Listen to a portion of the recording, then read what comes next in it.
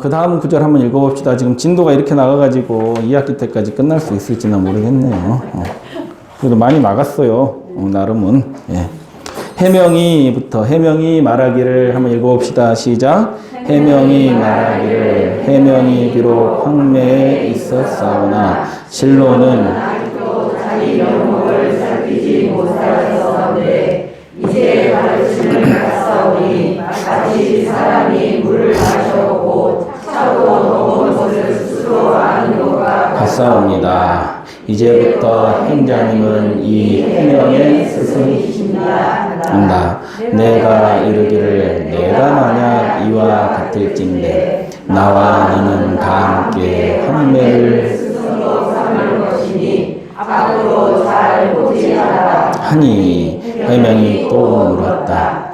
해명은 금후 어느 곳을 향하여 가오리까? 내가 말하였다. 원을 만나면 멈추고 몸을 만나거든 살라 하니 명이 절을 하고 물러갔다. 명이 고개 아래로 돌아와 뒤쫓는 사람들에게 이르기를 높은 봉우리 밑같이 가보아도 종적이 없으니 마땅히 다른 길로 쫓는 것이 좋겠다고 하니 무리들이 모두 그러리라 하고 돌아섰다.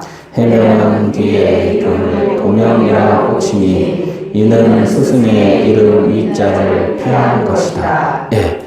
해능 대사께서는 스승으로 자기를 섬긴다고 해도 너와 나는 본래 한 스승 밑에 사형사지 아니냐. 그 관계로 계속 가자. 그렇게 하고 이제 했는데 나중에 결국에 해명이 어때요? 자기는 마음으로 스승으로 생각했던 거예요. 그래서 해능 스님의 해자를 안 쓰고 앞에를 도자로 바꿨다는 거예요. 그러니까 스님들도 다 돌림자 쓰는 거 아시죠? 같은 사형사제는 뭐 다 여러분들도 저를 보셔서 뭐 제 밑에 다 우자 쓰잖아요. 우자 돌림 저희는. 근데 저희 스님이 이제 그 밑으로 또 상자 받으면 한 20년 주기로 해서 이제 그 밑에는 또 돌림자를 바꾸시기도 하고 그러시더라고요. 다 그렇게 쓰는 게 아니고. 이렇게 해서 이제, 몸을 그 당시에 그 목숨의 위태로움을 한번 피하셨다는 거예요. 그리고 한번 넘어가 봅시다. 예, 다음 쪽 넘어가 보면, 한번 읽어봅시다. 시작. 내가 뒤에 조개에 이르니,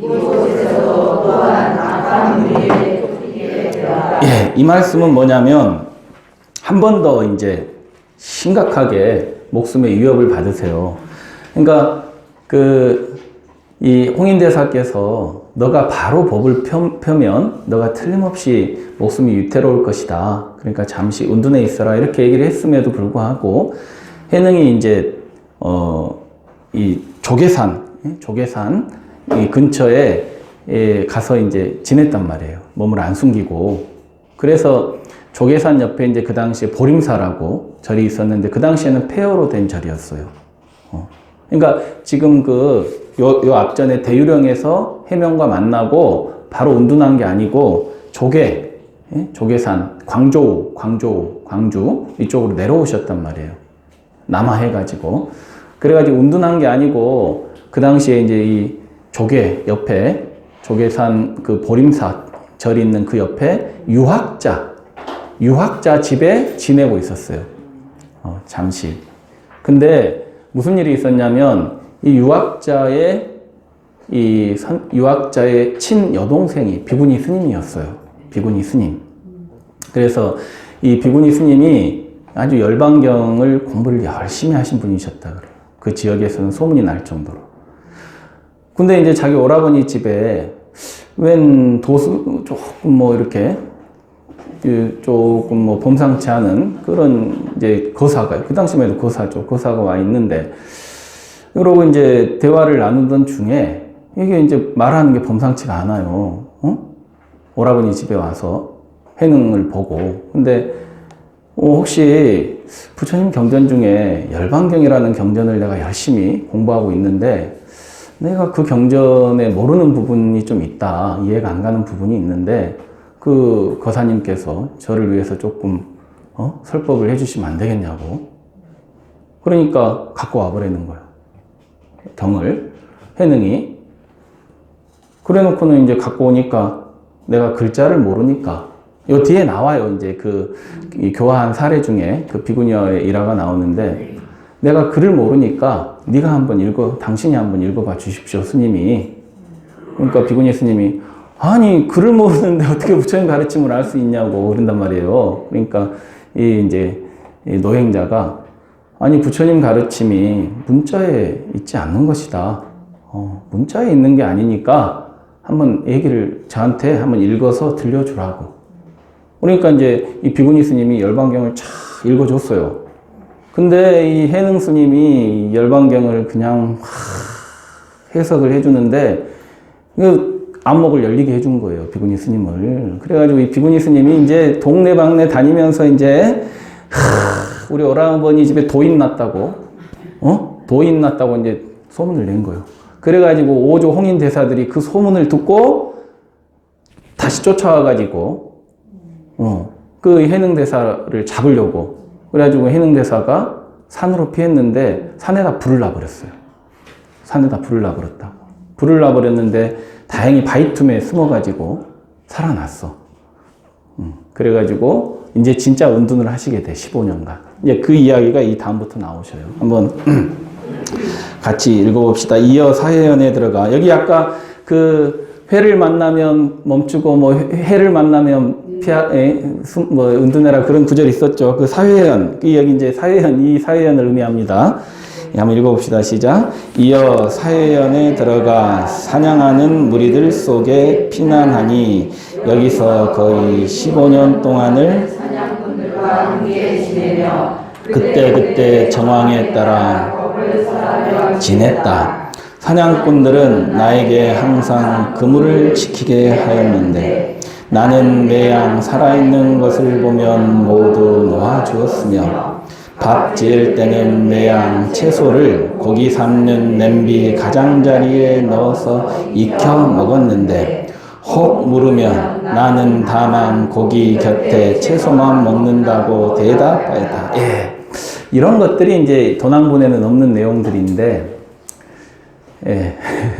해능대사의 어떤 위대성을 조금 이제 살리기 위해서 이렇게 좀 부가적으로 이렇게 보충이 된 게 아닌가 싶은데, 사냥꾼들하고 살면서 사냥꾼들 틈에서 이제 같이 지냈다는 거예요. 15년간을 은둔의 시간에. 이제 내가 괜히 또 법을 폈다가는 이거 정말로 죽겠어. 완전히 지도새도 모르게 가사 바루 때문에. 그러니까 정말로 은둔을 하셨는데 어느 틈에? 사냥꾼들 틈에. 사냥하는 사냥꾼들 틈에 이제 가서 은둔을 하셨다는 거예요. 은둔을. 근데 사냥꾼들은 당연히 사냥이 업이죠. 이렇게 사냥해가지고 살생해가지고 주식이 고기겠죠. 그러니까 아이고 내가 그 틈에서 그냥 몸 피하고 사냥꾼들하고 잘 지냈다 이러고 끝났으면 좋았을 텐데 절대적으로다가 고기는 안 먹고 그 고기 삶는 냄비로 채소만 삶아 먹었다. 이게 이제 쉽지 않은 일이죠, 사실. 이거 자체가 이제 사실은 쉽지 않은 일이에요. 육식만 하고 사는 사람들 틈에서 채식만 하고 있으니 그 사냥꾼들이 조금 이상하게 생각 안 했을까? 이렇게 해서 이제 15년간 사냥꾼들 틈에서 정말로 몸을 이제 피하고 그들을 교화하셨던 거예요, 사실은. 여기 있는 내용이 좀 부족한 부분이 없잖아 있는데 사실은 그들을 교화하셨다는 그런 이야기도 있어요. 그 사냥꾼들을. 한번 읽어봅시다. 시작. 하루는 생각하니 때가 바로 마땅히 법을 펼 때라 더 숨어 있을 것이 아니므로 드디어 산에서 나와 광주 법성사에 이르렀다. 마침 인종법사가 열반경을 강하는 중이었다. 그때 바람이 불어 깃발이 펄럭이는 것을 보고 한 중은 말하기를 바람이 움직인다 하고 다른 한 중은 깃발이 움직인다 하며 의논이 끊이지 않는다. 예. 이제 15년간을 운둔하시다가 법을 펼 시기가 시절 인연이 도래했구나. 뭐든지 때가 돼야 되죠. 우리 밖에 우리가 속세에 사는 것도 아무리 내가 마음을 조급하게 하고 막 하려고 해도 안 될 때가 있잖아. 근데 그런 것들이 시기가 딱 지나고 시절이 되고 세월이 흐르면 되는 것들이 있죠. 그런 것처럼 이 스님도 이제 드디어 법을 이제 더 이상 살해 위협을 받지 않고 법을 펼 수 있는 시기가 됐다라고 판단하시고 이제 나와가지고 광주 법성사에 가서 그 인종법사라는 스님이 그 당시에 그 절에서 열반경을 강론하셨단 말이에요. 열반경. 근데 이제 그 절에 가서 이러고 해는 이제 노행자가 이러고 보니까 두 중이 스님이 여긴 중이라고 해놨네 여기도 두 젊은 중이 다투고 있는 거예요. 중들이. 무엇 때문에 다투고 있냐면 한 놈의 중은 저기 깃발이 흔들리는 걸 보고 저거 바람이 흔들리는 거요. 저건 바람이 흔들리는 거요. 그럼 바람이 흔들리는 거지 딴 게 아니요. 그 옆에 그 친구 도반중은 뭐라 그래? 아니요 이놈아 저 깃발이 흔들리는 거요. 뭔 소리 하는 거예요? 저 깃발이 흔들리는 거지. 예? 뭐가 흔들리는 거예요? 응? 이게 우리 한국 영화에 그 유명한 영화 있어요. 아마 제목만 되면 아실 텐데 그 영화 도입부에도 이게 딱 나와요. 이 내용이 나레이션으로 딱 나와요. 달콤한 인생이라고 영화가 있는데 그 영화 도입부에도 이 내용이 나와요. 그리고 이 일화는 많은 곳에서 인용이 돼요. 여러분들 바람에 저기 마당에 우리 입구에 그 경 이렇게 번 쳐놓은 거 보셨죠? 티벳절에 이렇게 쳐놓는 거예요, 그게. 그게 경을 이렇게 써놓은 거예요. 그래서 이제 바람이 경전을 읽어주는 거라 이 말이에요. 그게 바람에 이렇게 나웃기면서 경전을 읽어주면 그 공덕이 된다는 거예요. 그 다 경이 써져 있어요, 경이. 근데 그런 이제 바람에 이렇게 휘날리는 깃발을 보면서 두 스님이 싸우고 있는 거야. 한 스님은 저건 바람이 움직이는 거야. 한 스님은 아니야, 저건 깃발이 움직이는 거야, 임마. 뭔 소리 하는 거야. 그랬단 말이야.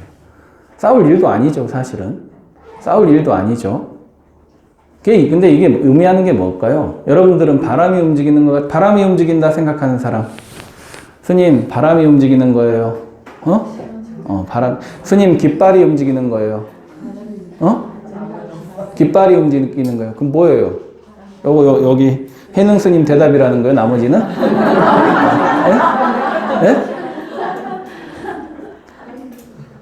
이게 참 어려운 얘기인데,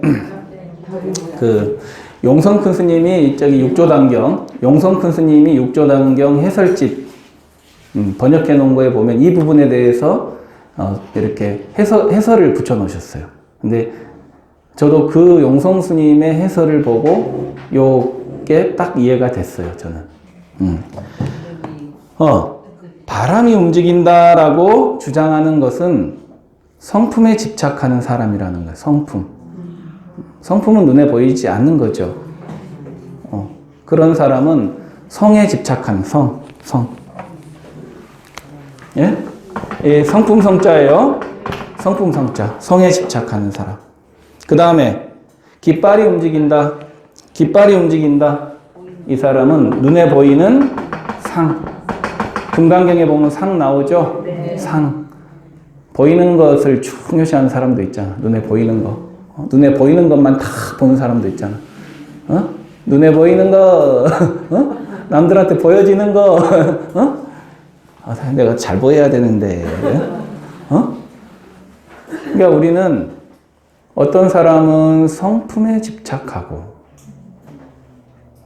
어떤 사람은 형상에 집착한다는 거예요. 이 두 가지 부류라는 거예요. 나는 어떤 부류일까? 나는 어떤 부류일까? 여러분들 자신은 어떤 부류일까요? 본인이 성품에 조금 치우쳐 있는 것 같아요? 아니면은 껍데기에 치우쳐 있는 것 같아요? 아니면은 알맹이가 좋은 건가? 껍데기는 안 좋은 건가? 껍데기에 치우쳐 있으면 그게 안 좋은 건가? 근데 그때 해능 스님이 그 두 스님이 끊임없이 논쟁을 하고 있단 말이에요. 자기 고집을 안 꺾고. 그러니까 뭐라고 해요? 바람이 움직이는 것도 아니며 깃발이 움직인 것도 아니라 당신의 마음이 움직인 것이요. 되게 이거 우리가 이제 이걸 다 답을 알고 보니까 이거 멋있는 말이다 이러고 이제 생각할 수 있는데 쉽사리 얘기할 수 있는 부분은 아니죠. 이런 얘기는 사실은 그 두 가지 고집을 세우면서 싸우고 있는데 바람이 움직이는 것도 아니고 깃발이 움직이는 것도 아니고 사실은 당신들의 마음이 움직이는 것입니다. 이렇게 얘기했단 말이에요. 근데 이것도 사실 쉽게 우리가 이해할 수 있는 내용이 아니에요. 그러면은 깃발, 바람 다 떠나서 마음만 움직인다는 얘기일까? 그 얘기가? 에? 그렇게 우리가 이해할 수도 있잖아요. 마음이 움직이는 거야. 이렇게 해능 스님이 얘기를 하셨는데 그럼 깃발이 움직이는 거, 바람 움직이는 거 다 이건 상관없고 떠나서 깃발 움직이는 거, 바람 움직이는 거 다 떠나서 오로지 그냥 마음이 움직이는 것 뿐이야. 이렇게 얘기하신 걸까요? 그 의미가? 예? 마음으로 보는 거? 근데 이제 이 부분에 대해서 용성 스님이 이렇게 말씀을 해 놓으셨어요. 용성 스님이 이렇게 해 놓으셨단 말이에요. 바람이 움직임도 마음이 움직임이요.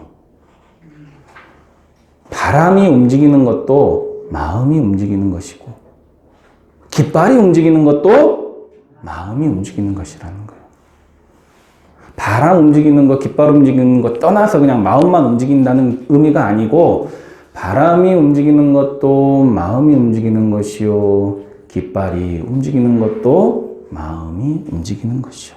삼계 전체가 이 다음 구절이 중요해요. 용성 스님이 덧붙여 놓기를 삼계 전체가 유심 대광명체가 움직이는 것이다. 이렇게 얘기하셨단 말이에요. 삼계 전체가 오로지 내 마음자리가 마음이 내 마음의 대광명체 이게 불성자리겠죠.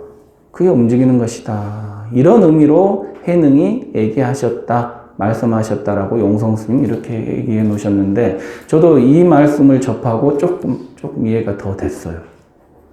저도 그전에는 이 구절을 보고 해능 스님이 그럼 바람 움직이는 거, 깃발 움직이는 거 떠나서 그냥 마음만 움직였다는 그런 의미로 얘기하셨나 이렇게 가끔 예전엔 조금 생각했던 부분도 있었거든요.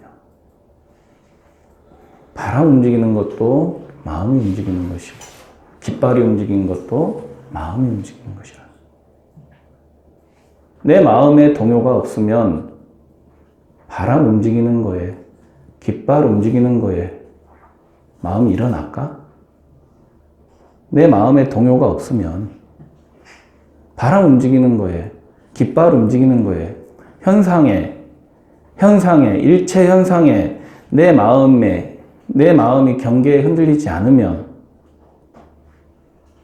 동요가 있냐 이 말이에요. 바람이 움직일 일이 있고 깃발이 움직일 일이 있을까? 움직여도 움직이지 않는 거잖아요. 상대가 아무리 나를 헐뜯어도 내가 그걸 받아주지 않으면 그건 누구의 몫이 돼요? 그 사람의 몫이 되는 거지. 상대가 나를 비난해도 부처님께서 쓰셨던 방법이죠. 부처님 비난을 많이 당하셨잖아요. 앞에서도 모욕을 당하시고. 그래도 안 받으시고 웃기만 하시고. 제자들이 부처님 왜 그러십니까? 그러니까 비난을 안 받으면 그럼 누구의 몫이 된다? 비난한 자의 몫이 되는 것이다. 그러셨다. 그러니까 우리가 외부 경계에 흔들리지 않으면 바람이 움직여도 움직이는 게 아니고 깃발이 움직여도 움직이는 게 아니란 말이에요. 그건 분별일 뿐이라는 거예요. 내 마음에 동요가 있기 때문에 움직이는 거란 말이에요. 현상이 움직이고 움직이지 않는 건 사실 중요하지 않다는 거예요. 그건 연기론적인 현상일 뿐인 거니까. 본래 현상 자체도 움직임이 없는 거니까. 어렵나요? 예? 예? 그러니까 내 마음이 경계에 착하니까 움직인다는 거예요. 그렇게 움직임으로 내가 인식한다는 거예요. 관심 없는 건 우리가 신경 안 써버리잖아요.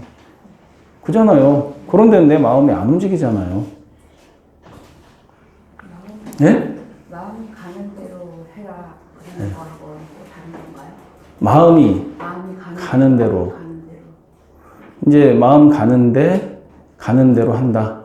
그러니까 이제 그 마음 가는 곳을 자기가 이제 자기 마음자리를 잘 알아차려야지. 중요한 거. 그냥 마음 가는 대로 간다고 뭐 내 마음이 명품관을 향하네. 그러고 이제 명품관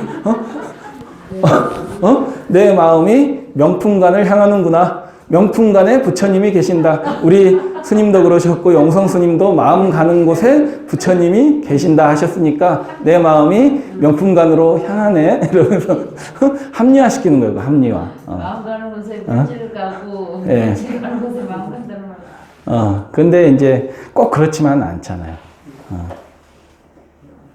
꼭 그렇지만은 또 않잖아. 또 물질이 없어서 마음은 가지만 물질이 못 가는 경우도 있고. 마음은 가지만 또 그 마음 장난에 속아서 물질이 못 가는 경우도 있고, 내 마음 장난에 내가 속아서.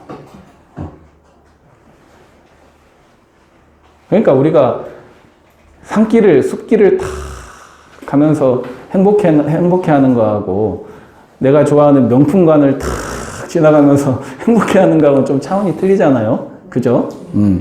마음 가는 곳이 다 될 수 있지만 스스로 내 마음에 일어나는 그런 삼독심을 내가 스스로 알아차리면서 마음 가는 곳을 잘 향하게끔 하라는 얘기지, 무조건 내 마음 가는 곳으로 가라고 그냥 마음이 원하는 대로 네 마음이 시키는 대로 네 몸뚱이 시키는 대로 살아라는 얘기는 아니시죠. 그 뒤에가 중요한 게 심행처불이니 이사불공하라 그러셨잖아요. 용성 큰 스님께서도. 그게 이제 교화 지침이시죠. 마음 가는 곳에 부처가 계시니 만나는 이와 사에 불공하라 그랬단 말이에요. 마주치는 이사에 다 불공을 올려라. 일체를 다 부처로 공양하고 받들어라 그랬단 말이에요. 그게 뭐 우리가 내 욕망이 끌리는 대로 가라는 얘기는 아니잖아요. 그 말씀은. 조금 어렵나요? 예. 이 구절이 참 의미심장한 구절이에요. 한번 읽어봅시다. 또 이윽고부터 시작. 이윽고 인종이 나를 상석으로 맞아 기쁜 뜻을 묻고 추궁하였다. 나의 대답이 말은 간략하고 이치는 합당하며 문자에 말미암지 않는 것을 보고 인종이 말하기를 행자님은 정말 비상한 분이십니다. 오래전부터 황매의 의법이 남쪽으로 내려왔다는 말을 듣고 행자님이 바로 그분이 아닙니까 한다.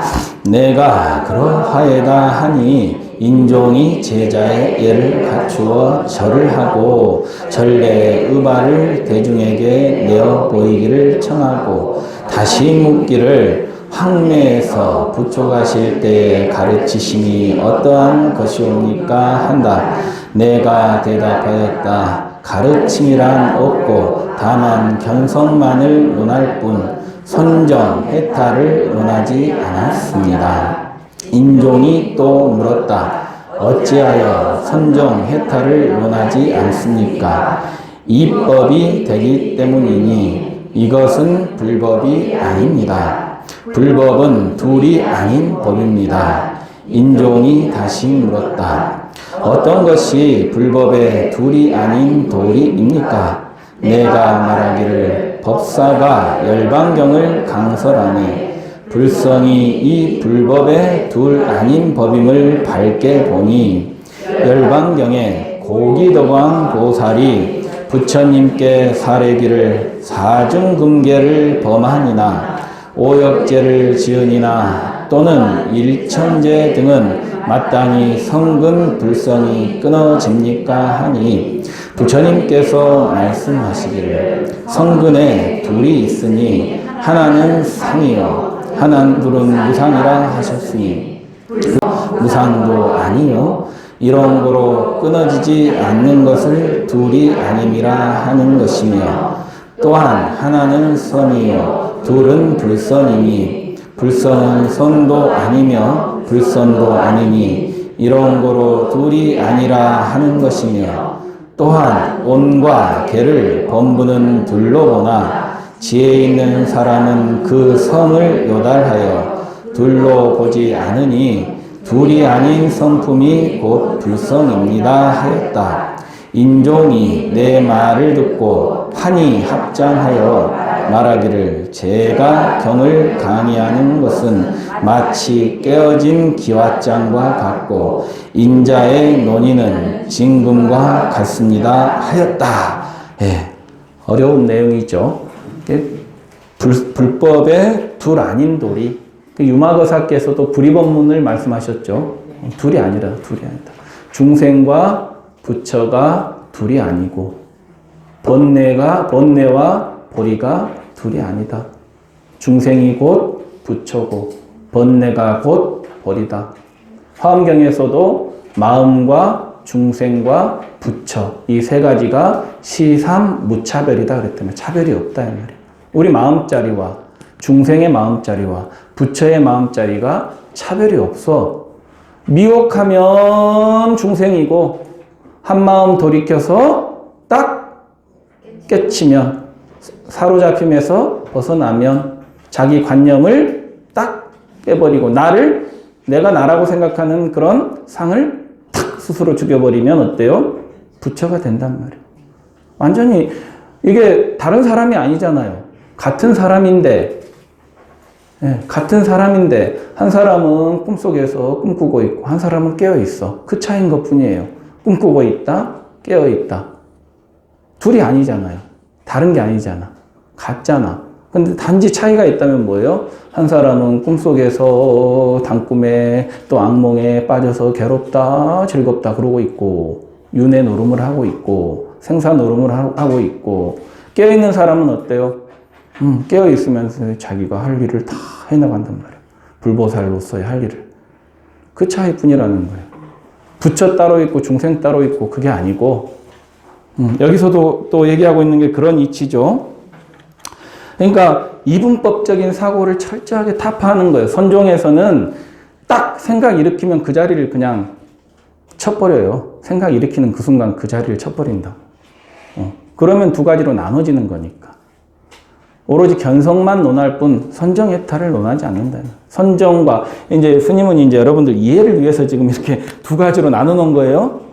이게 사실은 두 가지가 아니라 지와 관이, 지가 돼야 관이 되고 관이 되면 지가 되는 거예요. 관이 되려면 지가 돼야 되는 거예요. 지와 관이 둘이 아니에요. 정과 해도 마찬가지예요.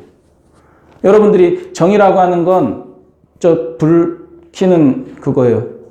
스위치예요. 해는 뭐냐? 불빛이에요. 스위치 탁 켜면 같이 들어오지 않아요? 따로 들어와요? 동시에 들어오잖아요. 동시에. 그 이치인 거예요. 지금 말씀하신 거. 다른 게 아니라는 거예요, 이게. 둘이 아니라는 거예요. 스위치 얘기하니까 좀 이해되세요? 예. 그런 것처럼 우리가 뭐든지 둘로 나눠서 그러니까 서양 사상, 서양 철학, 서양 종교의 가장 근본은 이분법이잖아요. 신과 인간. 그죠? 신과 인간은 다른 존재죠? 신은 피조물이고, 창조물이고, 창조하신 자고, 그죠? 창조하신 분이고, 인간은 피조물. 둘로 나눠진단 말이에요. 동등하지가 않죠? 이 하나가 아니죠? 하나라고 얘기하면 신성, 모독이죠? 신과 인간이 하나야! 이러면 어떻게 돼요? 신성, 모독죄에 걸린단 말이에요. 철저하게 이분법적 사고로 출발해요. 그래서 선과 악이 있단 말이에요. 선은 좋은 것이고, 악은 때려 부셔야 되는 거야. 그죠? 서양 사상에선 그렇잖아요. 기독교에서 악마는 어때요? 발도 못 붙이게 해야 돼. 이 사탄아, 나가, 물러가! 하면서. 그러니까 막 사탄 잡는다고, 쫓는다고 막 사람을 때려 죽이잖아. 사람을. 귀신 들렸다고, 사탄 들렸다고 막 때려서 사람을 패 죽이잖아. 그죠? 그런 일 많잖아요. 근데 불교에도 그런 의식이 있긴 하지만 그렇게 하는 게 아니에요. 불교에도 구병시식이라는 게 있죠. 구병시식이라는 게 이제 이를테면 신들린 사람, 빙의 된 사람들을 이제 부처님께서 이렇게 불법의 가르침에 맞춰서 그런 빙의 된 영혼을 이렇게 천도에서 돌려보내는 거예요. 어떻게? 스스로. 쫓는 게 아니야. 의식 자체가.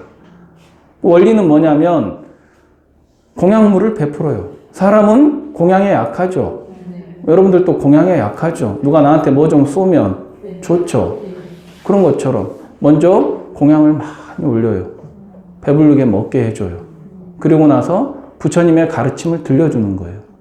들려주면 귀신이 스스로 집착을 내려놓게끔 쫓는 게 아니고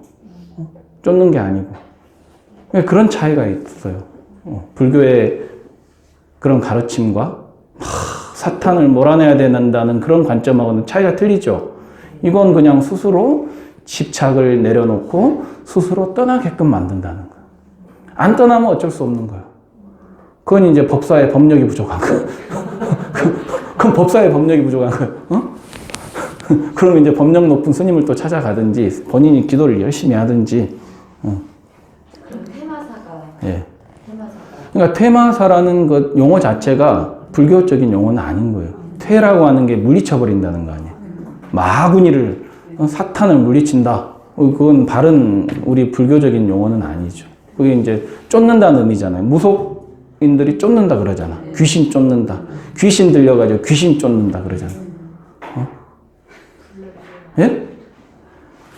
그러니까 이제 그런 관점이 이분법적으로 자꾸 나와 너 쫓아야 될 나와 쫓김을 당해야 될 귀신과 이 대상으로 나눠지니까 불교에서는 어때요? 하나로 보잖아. 일체 만물이 다 동체다. 동체 대비로 보니까 실제로도 깨달은 자의 입장에서는 동체니까 한 몸이니까 한 마음이니까.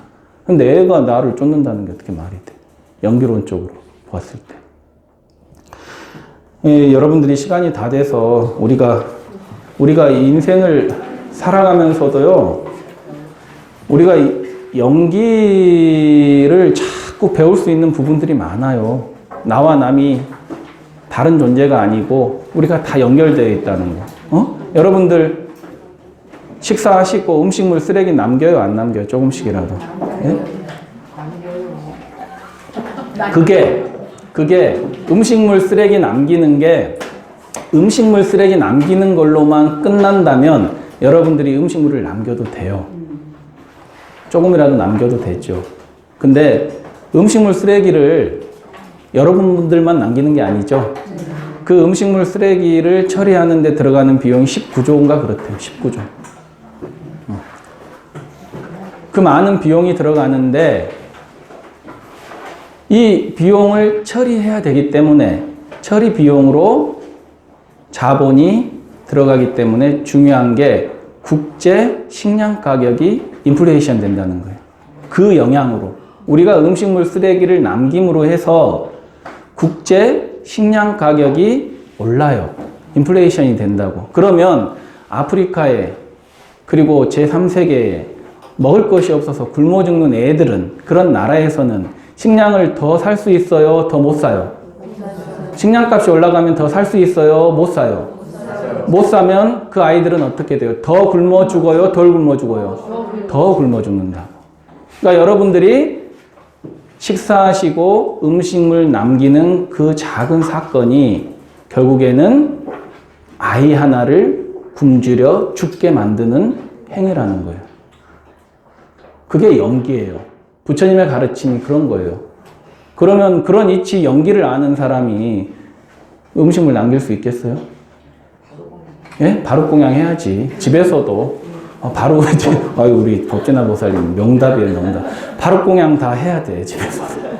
다 저기 깨끗이 닦아 먹고 절대 음식물 쓰레기 우리가 정말로 그런 결과를 안다면 그런 영향을 안다면 음식물 쓰레기 남길 수 없어요. 한 생명을 죽이는 행동이잖아. 그렇죠? 그렇게 다 연결이 돼 있는 것이다. 그게 바로 부처님의 연기다. 예, 오늘 여기까지 공부하는 걸로 하도록 하고 다음 주에 이제 그 다음 구절 이제 삭발하는 구절 이제 그쪽으로 넘어가도록 할게요. 시간이 있으신 분들은 좀 미리 좀 책을 좀 읽고 와주시면 좋겠어요. 책 안 읽고 오시면은 이게 이해가 잘 안 될 수도 있고 하니까 주석 같은 거라도 한번 읽고 오셔요. 예. 다음 주에 뵙도록 하겠습니다. 모두 선물하십시오.